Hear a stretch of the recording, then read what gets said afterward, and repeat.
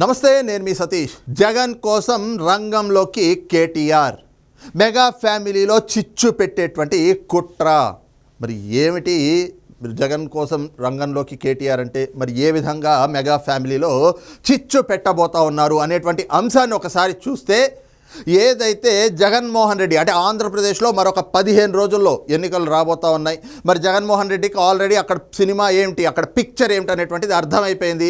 Already అక్కడ ప్రజలు జగన్మోహన్ రెడ్డిని తిరస్కరించేశారు. ఇప్పటికే జగన్మోహన్ రెడ్డి మొన్న ఆయన ఏదైతే విడుదల చేసినటువంటి మేనిఫెస్టో ఉందో, ఆ మేనిఫెస్టో సభతోటే తమ పార్టీ నాయకులకు కానీ ఆ పార్టీ శ్రేణులకు కానీ క్లారిటీగా చెప్పేశాడు ఆయన. ఏమిటి అంటే, నేను ఓటమిని ఒప్పేసుకున్నాను, అస్త్ర సన్యాసం చేసేస్తున్నాను అని చెప్పి జగన్మోహన్ రెడ్డి చెప్పకనే చెప్పేశాడు. ఆ మేనిఫెస్టో సభని చూస్తే అందరికీ అర్థమవుతుంది.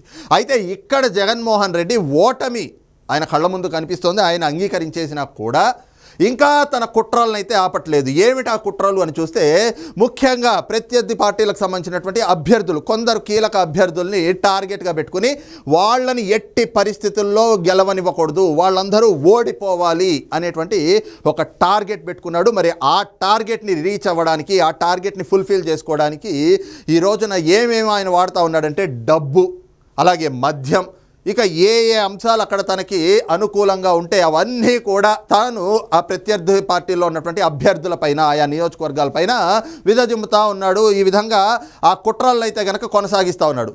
అలాగా ఆయన ఏదైతే టార్గెట్గా పెట్టుకున్నటువంటి కొంతమంది అభ్యర్థుల్లో ప్రధానంగా మనం చూసుకుంటే పవన్ కళ్యాణ్ ఒకళ్ళు.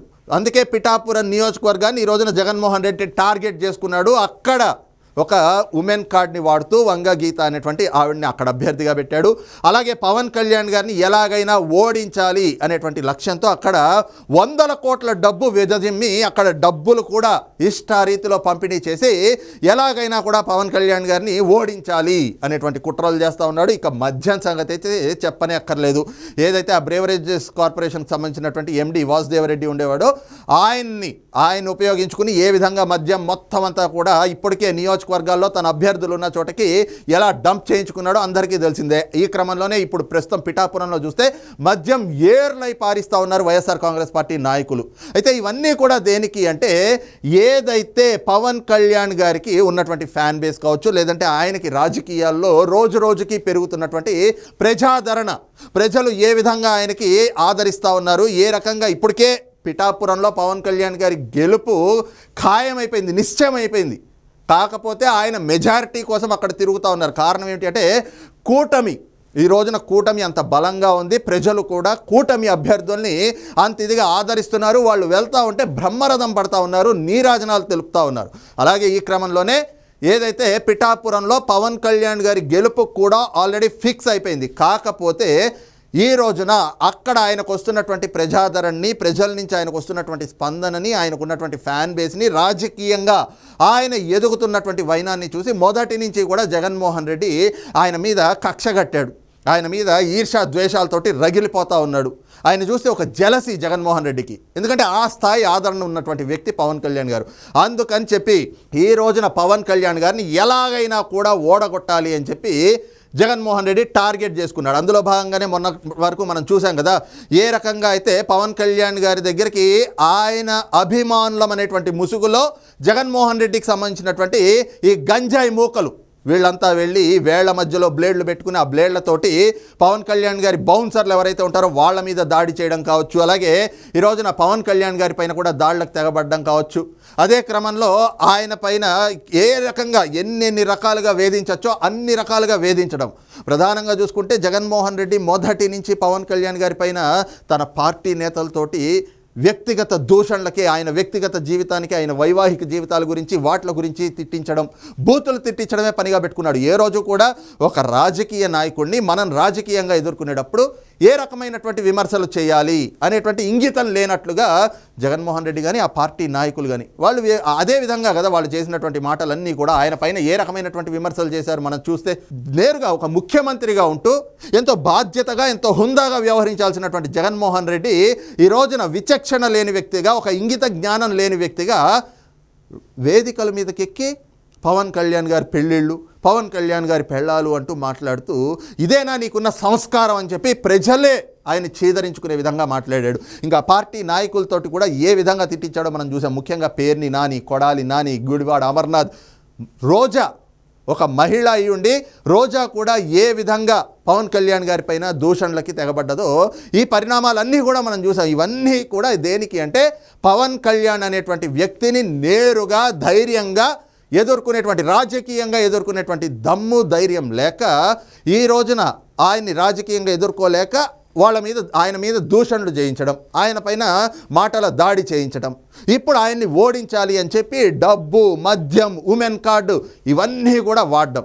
అయితే ఇవేమీ కూడా వర్కౌట్ కావట్లేదని చెప్పి ఇప్పుడు మరో కొత్త కుట్రకైతే తెరలేపాడు జగన్మోహన్ రెడ్డి. అదేమిటి అంటే తన స్నేహితుడు, అందులోనూ కూడా ఏదైతే తన పెద్దన్నగా భావించేటువంటి కేసీఆర్ గారి కుమారుడు అయినటువంటి కేటీఆర్ని ఈ రోజున రంగంలోకి దింపాడు. కారణం ఏమిటి అంటే ఏదైతే పవన్ కళ్యాణ్ గారికి ఈ ఎన్నికల్లో ఆయన ప్రచారం చేసుకుంటా ఉన్నాడు, ఆయన పిఠాపురానికే పరిమితం అవడం కాకుండా మిగతా చోట్ల కూడా ఆయన ప్రచారం చేయాల్సి ఉంది. ఏదైతే ఆయన ఆ పార్టీ అధ్యక్షుడిగా ఉన్నాడు కాబట్టి, అందులోనూ ఆయనే స్టార్ క్యాంపెయినర్గా కూడా ఉంటాడు కాబట్టి ఆయన మిగతా అభ్యర్థుల కోసం కూడా ప్రచారం చేయాల్సినటువంటి అవసరం ఉంది. ఈ క్రమంలో పిఠాపురం పైన ఆయన కొంత ఫోకస్ తగ్గేటువంటి అవకాశం కూడా ఉంటుంది. అందుకని ఇప్పటికే పవన్ కళ్యాణ్ గారు పిఠాపురం నుంచి పోటీ చేస్తూ ఉంటే ఆయనకి తమ కుటుంబ సభ్యుల నుంచి, మెగా ఫ్యామిలీ నుంచి కూడా వాళ్ళు వాలంటరీగా వచ్చి ఆయన కోసం ప్రచారం చేస్తూ ఉన్నారు. మొన్న మనం చూస్తే నాగబాబు గారి సతీమణి, అలాగే నాగబాబు గారి కుమారుడు ఎవరైతే వరుణ్ తేజ్ హీరో, వాళ్ళిద్దరూ కూడా వచ్చి పవన్ కళ్యాణ్ గారి కోసం ప్రచారం చేసినటువంటి పరిస్థితి. ఈ క్రమంలోనే చిరంజీవి గారు కూడా మే 5వ తారీఖు నుంచి పవన్ కళ్యాణ్ కోసం ప్రస్తుతానికి ఆయన అయితే ఇప్పటి వరకు రాజకీయాలకి దాదాపు దశాబ్ద కాలంగా రాజకీయాలకు దూరంగా ఉంటా ఉన్నారు. కానీ ఈ 2024 ఎన్నికల్లో పవన్ కళ్యాణ్ కోసం ప్రచారం చేయాలి అని చెప్పి చిరంజీవి గారు కూడా నిర్ణయించుకున్నట్లుగా తెలుస్తోంది. ఈ క్రమంలోనే 5వ తారీఖు నుంచి ఆయన పిఠాపురంలో పవన్ కళ్యాణ్ గారి కోసం ప్రచారం కూడా చేయబోతున్నట్లుగా ఒక సమాచారం అయితే గనక, అంటే ఒక ప్రచారం అయితే గనక విస్తృతంగా జరుగుతోంది. ఈ ప్రచారం ఎప్పుడైతే తెరపైకి వచ్చిందో అప్పుడే జగన్మోహన్ రెడ్డి తన కుట్రల్ని తెరపైకి తెచ్చాడు. ఆ కుట్రలో భాగంగా కేటీఆర్ గారిని రంగంలోకి దింపాడు. కేటీఆర్ గారిని రంగంలోకి దింపడానికి ముందే జగన్మోహన్ రెడ్డి తన కుట్రలో భాగంగా ఎవరైతే తన దగ్గర కొంతమంది మెగాస్టార్ గారి అభిమానులు ఉంటారు, అంటే చిరంజీవి గారి అభిమానులుగా తన పార్టీలో ఇప్పుడు తన పక్కన ఉన్నటువంటి నాయకులు ఎవరైతే ఉంటారో వాళ్ళ ద్వారా చిరంజీవి గారికి రాయబారం పంపేటువంటి ప్రయత్నం అయితే చేశాడు. ఏమని? మీరు పవన్ కళ్యాణ్ గారి ప్రచారానికి వెళ్ళొద్దు, పవన్ కళ్యాణ్ గారి ప్రచారానికి మీరు ఆంధ్రప్రదేశ్కి రావద్దు, అది వస్తే ఇప్పటి వరకు మీకు జగన్మోహన్ రెడ్డి గారికి ఉన్నటువంటి సంబంధాలు కూడా తెగిపోతాయి, కాబట్టి మీరు రావద్దు అని చెప్పేసి అదేదో ఒక హెచ్చరికలాగానో లేదంటే ఇంకో రకంగానో చెప్పి ఆయన్ని ప్రచారానికి రాకుండా అడ్డుకోవాలి అనేటువంటి కొన్ని కుట్రలు కూడా, కొన్ని ప్రయత్నాలు కూడా జగన్మోహన్ రెడ్డి చేశాడు. కానీ మరి మెగాస్టార్ గారి అపాయింట్మెంట్ అది దొరకలేదో, మరి ఆయన కలవడానికి ఇష్టపడలేదో, వైఎస్ఆర్ కాంగ్రెస్ పార్టీ నాయకులైతే కనుక చిరంజీవి గారిని కలిసేటువంటి ప్రయత్నాలు చేసినా అవి కుదరలేదు. ఈ క్రమంలో జగన్మోహన్ రెడ్డి తన మిత్రుడైనటువంటి కేటీఆర్ని రంగంలోకి దించాడు. కారణం ఏమిటి అంటే కేటీఆర్కి రామ్ చరణ్కి కూడా మంచి ఫ్రెండ్షిప్ ఉంది. అలాగే కేటీఆర్ గారికి చిరంజీవి గారికి కూడా పరిచయం లేకేం కాదు. మొన్ననే కేసీఆర్ గారు ఎన్నికల్లో ఓడిపోయాక ఆ ఫామ్ హౌస్లో మరి తాగే పడ్డాడా మామూలుగా పడ్డాడో తెలియదు, కానీ ఆ తుంటెముక ఇరిగింది, దానికి ఏదో సర్జరీ చేయించడమో ఫ్రాక్చర్ అయిందో ఏదో అయింది కదా. అప్పుడు కూడా చిరంజీవి గారు వెళ్ళి కేసీఆర్ గారిని పరామర్శించి వచ్చారు. అప్పుడు కూడా వాళ్ళు మాట్లాడుకున్నటువంటి తీరు చూసాం. అందులోనూ దాదాపు 10 ఏళ్ల పాటు ఇక్కడ కేసీఆర్ గారు ముఖ్యమంత్రిగా, కేటీఆర్ గారు మంత్రిగా ఉన్నప్పుడు అనేక సందర్భాల్లో చిరంజీవి గారితో వేదికలు పంచుకున్నారు కేటీఆర్ గారు. ఆ సాన్నిహిత్యాన్ని వీటన్నిటినీ కూడా ఉపయోగించి ఈ రోజున కేటీఆర్ని చిరంజీవి గారి దగ్గరికి జగన్మోహన్ రెడ్డి రాయబారంగా పంపినట్లుగా కూడా విశ్వసనీయ వర్గాల నుంచి సమాచారం అంతా ఉంది. ఈ క్రమంలోనే కేటీఆర్ చిరంజీవి గారికి ఫోన్ చేసినట్లుగాను, ఆ ఫోన్లో కూడా ఏదైతే ఈ సంభాషణలో వారిద్దరి మధ్య జరిగినటువంటి సంభాషణలో కూడా ప్రధానంగా కేటీఆర్ ఏదైతే మొన్న కేసీఆర్ కూడా చెప్పారు కదా, అదేదో ఛానల్లో డిబేట్లో కూర్చుని అక్కడ ఆంధ్రప్రదేశ్ రాజకీయాలతో మాకు సంబంధం లేదు, కానీ జగన్మోహన్ రెడ్డి గెలుస్తున్నట్టుగా మాకు రిపోర్ట్స్ వచ్చినాయని చెప్పి కేసీఆర్ ఏ వాటలైతే చెప్పాడో ఈ రోజున అవే అంశాలని చిరంజీవి గారి దగ్గరికి కేటీఆర్ కూడా మోసినట్లు, ఏదైతే మీరు ఈ రోజున పవన్ కళ్యాణ్ గారికి ప్రచారం చేయడానికి వెళ్తున్నారు, కానీ ఎందుకు అనవసరంగా జగన్మోహన్ రెడ్డి గారికి మీకు మధ్యన గ్యాప్ పెరిగిపోతుంది, ఆల్రెడీ వాళ్ళిద్దరూ ప్రత్యర్థులుగా ఉన్నారు, కానీ మీ మీద జగన్మోహన్ రెడ్డి గారికి మంచి సదభిప్రాయం ఉంది, మీరంటే ఎంతో గౌరవిస్తారు, మీరంటే పెద్దన్నగా భావిస్తూ ఉంటాడు, రేపు ఆల్రెడీ మళ్ళీ జగన్మోహన్ రెడ్డి గారి ప్రభుత్వమే అధికారంలోకి, అంటే ఆయన పార్టీయే అధికారంలోకి రాబోతోంది. దానికి సంబంధించి మాకు రిపోర్ట్లు కూడా వచ్చినాయి.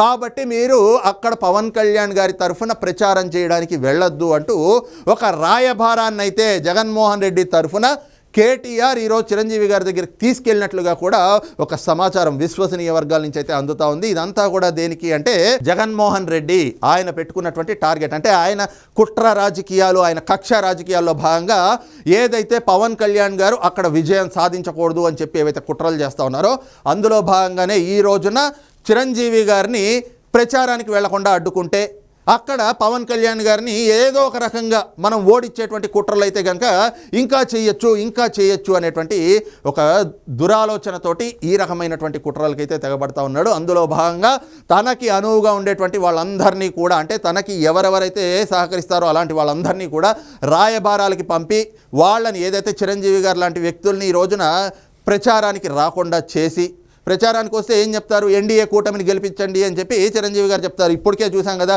సీఎం రమేష్ గారి కోసం, అలాగే పంచకర్ల రమేష్ గారి కోసం ఆయన ప్రచారం చేయకపోయినా ఆయన వాలంటరీగా ఒక సందేశాన్ని అయితే కనుక రాష్ట్ర ప్రజలకు ఇచ్చారు.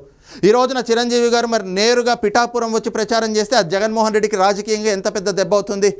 ఏదైతే ఆయన్ని గతంలో అక్కడికి సీఎం క్యాంప్ ఆఫీస్కి మంగళగిరి పిలిపించుకుని, తాడేపల్లి పిలిపించుకుని అక్కడ అవమానించినటువంటి ఘటన ఇప్పటికీ కూడా మెగా అభిమానుల్ని కలిచివేస్తూ ఉంది.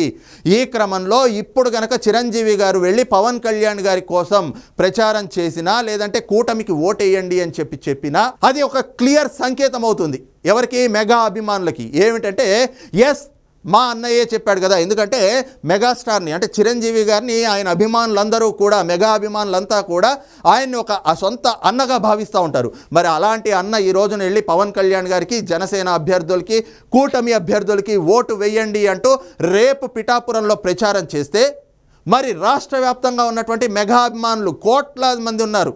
వాళ్ళందరూ కూడా ఈ రోజున ఎటువైపు టర్న్ అయిపోతారు? కూటమి వైపు టర్న్ అయిపోతారు. కూటమి వైపు టర్న్ అయిపోయి కూటమి అభ్యర్థులకి ఓటు వేస్తూ ఉంటే మరి జగన్మోహన్ రెడ్డికి కనీసం డిపాజిట్లు వచ్చే చోట్ల ఆ డిపాజిట్లు కూడా గల్లంత అయ్యేటువంటి పరిస్థితి, ఘోరమైనటువంటి అవమానం, అంటే అంత స్థాయి ఓటమి ఎదురవుతుంది. కాబట్టి ఆ ప్రమాదాన్ని తప్పించుకోవడానికి ఈ రోజున జగన్మోహన్ రెడ్డి ఈ రకంగా కేటీఆర్ని రంగంలోకి దింపి తన ద్వారా రాయబారాన్ని పంపి మెగాస్టార్ చిరంజీవి గారిని పవన్ కళ్యాణ్ గారి కోసం ప్రచారానికి వెళ్ళనీయకుండా అడ్డుకునేటువంటి కుట్రలు చేస్తున్నట్లుగా అయితే ఈ విశ్వసనీయ వర్గాల నుంచి సమాచారం అంతా ఉంది. మరి ఈ క్రమంలోనే ఆయన చేసేటువంటి కుట్రలు మరి పార్తాయా? చిరంజీవి గారు రేపు ప్రచారానికి వెళ్తారా లేదా? ఎందుకంటే ఇప్పటి వరకు అయితే అధికారిక కార్యక్రమాలకు సంబంధించి ఆయనకి సంబంధించినటువంటి షెడ్యూల్ అయితే ఏమీ రాలేదు. కానీ ఖచ్చితంగా ఏదైతే మెగా కుటుంబ సభ్యులు ఒక్కొక్కరుగా కూడా పవన్ కళ్యాణ్ గారి కోసం ప్రచారం చేయడానికి వెళ్తూ ఉన్నారు. ఈ క్రమంలోనే మే 5వ తారీఖు నుంచి ఎన్నికల వరకు కూడా మెగాస్టార్ చిరంజీవి గారు పవన్ కళ్యాణ్ గారి కోసం ప్రచారం చేస్తారు అనేటువంటి ఒక ప్రచారం కూడా చాలా పెద్ద ఎత్తున జరుగుతూ ఉంది. మరి ఈ క్రమంలో ఏం జరగబోతా ఉంది అనేటువంటి అంశం కూడా ఎంతో ఆసక్తిని కనబరుస్తూ ఉంది. ముఖ్యంగా ఆంధ్రప్రదేశ్లో ఉన్నటువంటి రాజకీయాల్ని కూడా ఈ అంశాలు, అంటే ఈ రకమైనటువంటి కుట్రలు, కుతంత్రాలు జరుగుతున్నటువంటి క్రమంలో ఇప్పుడు మెగాస్టార్ చిరంజీవి గారు కూడా వెళ్తూ ఉండడం అక్కడ ఉన్నటువంటి రాజకీయ వాతావరణాన్ని కూడా వేడెక్కించబోతా ఉంది అన్నటువంటి అభిప్రాయాలు కూడా రాజకీయ విశ్లేషకుల నుంచి వ్యక్తమవుతా ఉన్నాయి. మరి ఈ అంశంపై మీ అభిప్రాయం ఏంటనేటువంటిది కూడా కింద కామెంట్ సెక్షన్లో మెన్షన్ చేయండి. Thank you.